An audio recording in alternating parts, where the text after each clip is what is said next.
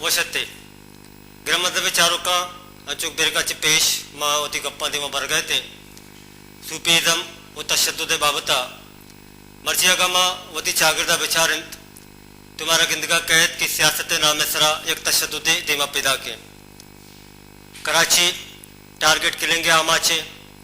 और माए दुमारन टारगेट किलेंगे या कंचित सिलसिला दिमा कैद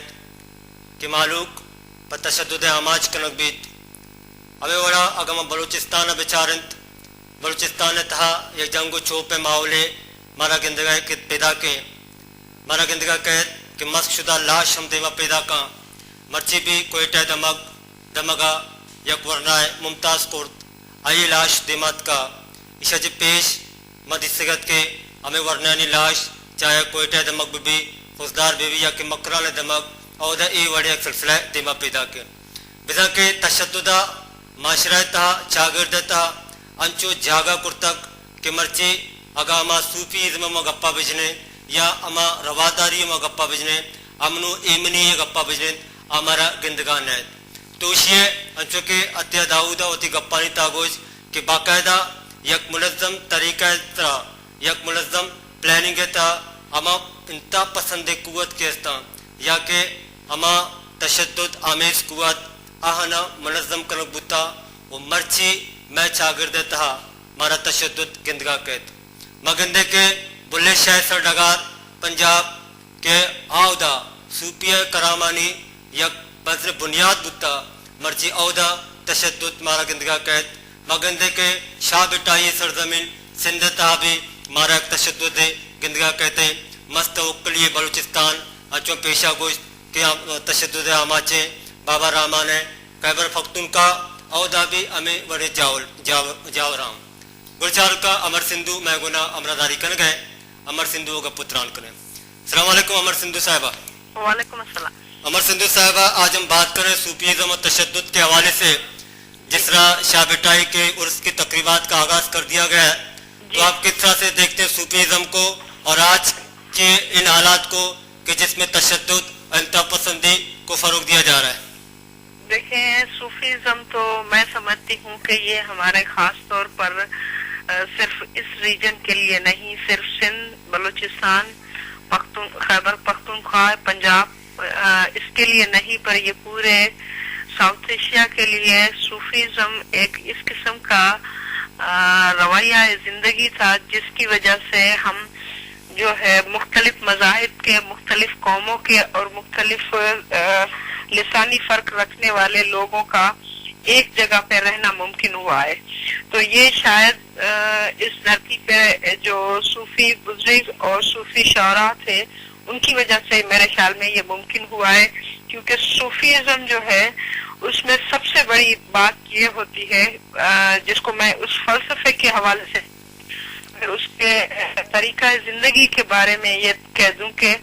उसमें ये बात होती है कि वहां पर अदर कोई नहीं है, दूसरा कोई नहीं है।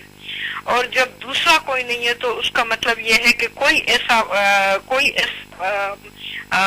नजरिया या कोई ऐसा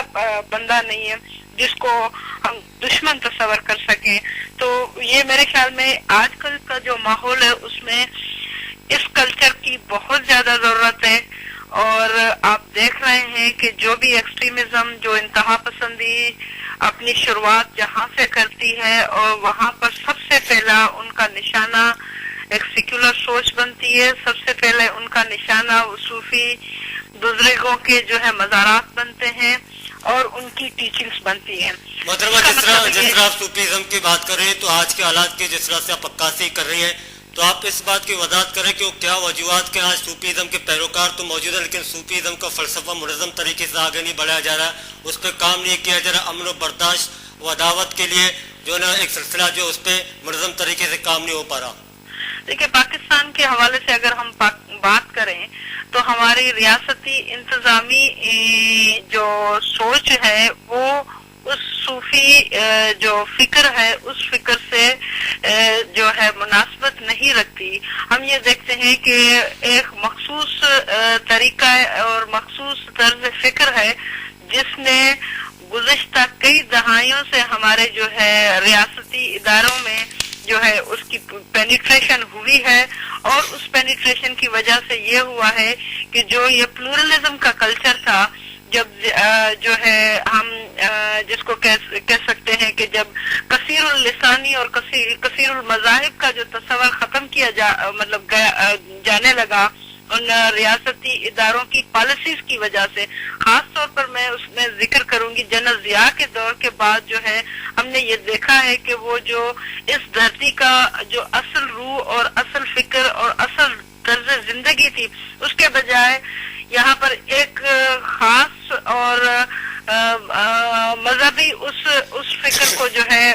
زیادہ اہمیت دیے جانے لگی، جس فکر کی، جس تشدد کی، جس انتہا پسندانہ رجحانات کی آپ بات کر رہے ہیں، ہم دیکھتے ہیں صورتحال ہے کہ رحمان بابا کے مزار پر بھی خودکش حملے کیے جاتے ہیں، عبدالرحمن شاہ غازی کے مزار پر بھی بم حملے کیے جاتے ہیں، اسی طرح ہم دیکھتے ہیں کہ مختلف جو مزارات ہیں ان کو بھی ٹارگٹ کیا جا رہا ہے، تو اس سے کیا پیغام دیا جا رہا ہے؟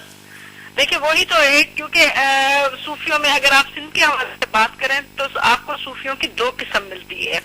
ایک وہ صوفی، خاص طور پہ میں سچا سرمست کا ذکر کرنا چاہوں گی۔ سچا سرمست کا دور وہ دور ہے جس دور میں اس قسم کی ملائیت اور اس قسم کی انتہا پسندی بہت زیادہ تھی،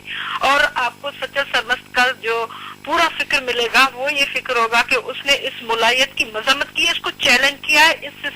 سسٹم کو چیلنج کیا ہے۔ ہم شاہ لطیف کے اس فکر کی طرف آئیں تو شاہ لطیف کا فکر یہ ہے کہ اس وقت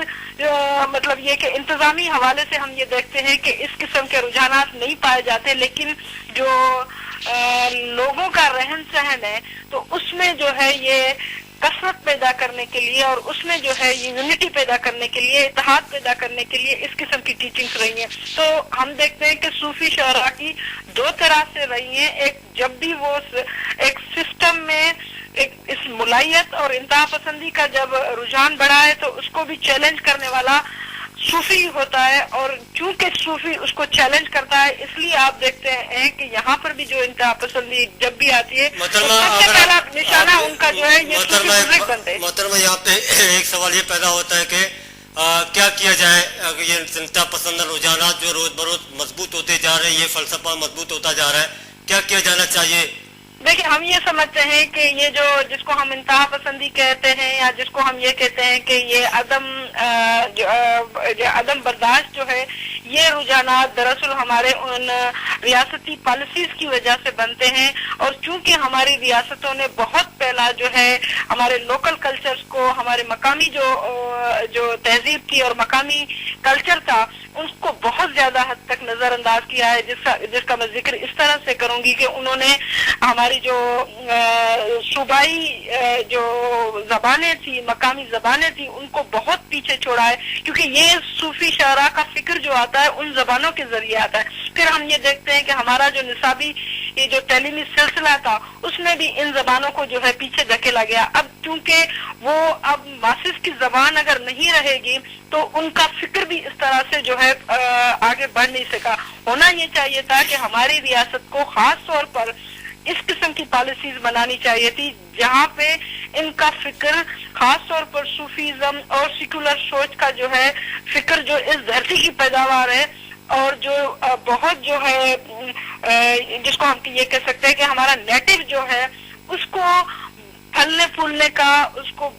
جو ہے موقع دیا جاتا، اس کی ترویج کی جاتی، اس کو آگے بڑھایا جاتا، لیکن اس سے آج کے حالات میں اگر ہم صوفیزم کو دیکھیں تو ہمیں بالکل ناپید نظر آتا ہے، وہ کہ صوفیزم کے پیروکار موجود ہیں مختلف علاقوں میں نظر آتے ہیں۔ دیکھیں میں آپ سے یہ کہہ دوں کہ ناپید لفظ پہ میں اتفاق اس لیے نہیں کروں گی کیونکہ اگر آج بھی آپ دیکھ لیں شاہ لطیف کے جو عرس چل رہا ہے تو اس پہ بھی دیکھ لیں کہ آپ کو سینکڑوں لوگ وہاں پر ملیں گے۔ بات یہ ہوتی ہے کہ ان کی سرکار کی سرپرستی کتنی ہے۔ ہمارے جتنے بھی مزارات ہیں، جتنے بھی صوفی شعراء ہیں، ان شعراء پر جب بھی عرس لگتا ہے تو آپ یہ دیکھتے ہیں کہ ہجوم در ہجوم لوگ وہاں پر آتے ہیں، اور وہاں پر ناقص ایک طرف تو عام لوگ ہیں جو پیروکار، لیکن دوسری طرف وہ دانشور طبقہ ہے، انٹلیکچوئل طبقہ ہے، وہ منظم نہیں नहीं हो रहा, उनका किरदार सामने नहीं आ रहा। नहीं देखिए, मैं ये नहीं कह सकती कि वो मुनज़्ज़म नहीं हो रहा, वो अपनी जगह पर मुनज़्ज़म है, लेकिन किस प्लेटफॉर्म से वो आगे आया। वही प्लेटफॉर्म की मैं बात कर रहा हूँ, हाँ, प्लेटफॉर्म मैं की वही नहीं बात कर रही हूँ जी, कि जी। वो प्लेटफॉर्म एक सरकार की तरफ से या एक कुछ चीजें अवेलेबल मतलब करके दी जाती हैं। अब ये आप नहीं कह सकते कि मतलब यहाँ पर अगर सिंध के हवाले से देखें तो यहाँ पर बहुत सारे इस किस्म के प्लेटफॉर्म है जहाँ पर आप मोहतरमा अमर सिंधी साहब, आपका बहुत शुक्रिया, आपने वक्त निकाला हमारे प्रोग्राम में शरीक हुई। गुरचारों का इजाजत ब्रेक है, ब्रेक का पश्चिम देवा साड़ी बहन।